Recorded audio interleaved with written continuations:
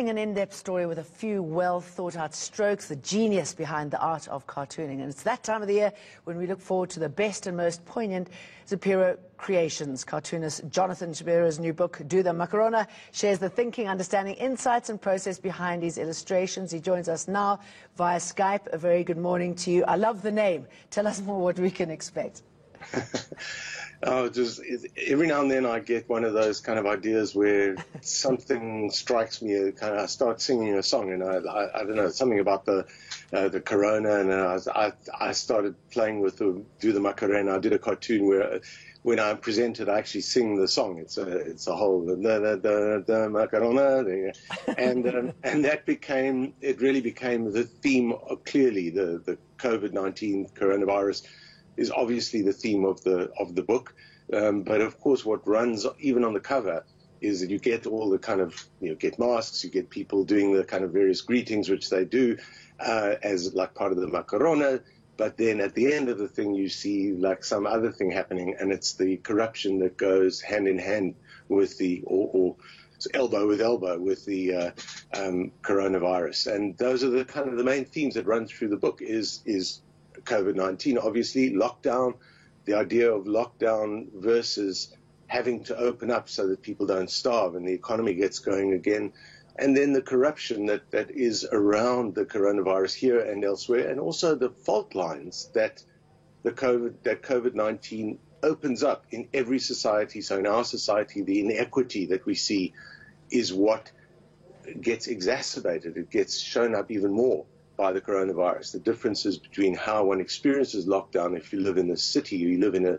privileged suburb, compared to how people who live in townships experience it in rural areas. So that's the big, and then of course the other thing running through is our state capture corruption that is concurrent with and uncovering it. Zondo, those are the sort of biggest themes. And then, sorry, one other thing would be populist leaders around the world and how they've handled it, including, of course, the biggest one, Trump and his eventual almost demise. Yeah, I was going to ask you about the populism that we saw coming to the fore under the coronavirus, sort of mantle, how people have taken advantage of it. And we'll get back to Donald Trump because he's one of my favorite topics. But what we saw in South Africa is there's sometimes crazy things coming from leaders' mouths. I mean, when it comes to what we could wear, that, ridiculous cigarette ban, which means that we have to pay more in taxes. What are the best words that you heard coming from a politician's mouth that you could insert into your cartoon? Oh, geez, that's hard to say, because in a sense some of the words are like become memes and things so fast that I have to do something a little bit different with the cartoons. So I'm not even thinking about the memes. I'm thinking of all those things that you said, and what I think about is how what we saw was very good leadership right at the beginning, where Ramaphosa looked good.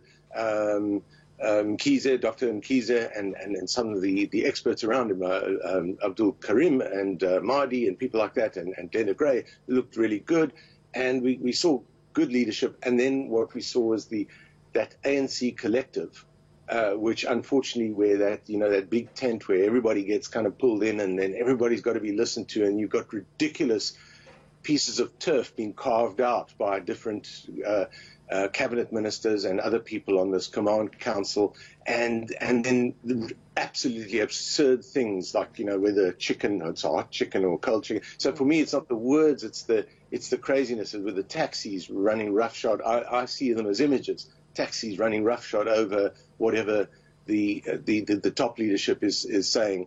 You see the hot chicken, cold chicken. You see ridiculous differences between what you can buy and what you can't buy in that, from Ibrahim Patel, etc., the cigarette ban, the alcohol ban. I see the visual and the kind of strange, and the weirdest one of all, the religious exception. So I have a cartoon about it. You can't, it's still too early to kind of get together with your friends, but if you have an imaginary friend, maybe 50 of you can kind of congregate together. And I'm not the one who coined the imaginary friend, but for any kind of God or whatever. Yes. Yeah, I mean, and so many players, and briefly, if you will, I mean, as you call them, the economic freedom fighters. I mean, they're getting increasingly tumultuous in their sort of vocab. They sort of seem to be on the rise when it comes to turning up at events. But somebody whose demise we are witnessing at the moment still is Donald Trump. Are you going to miss him when he's gone?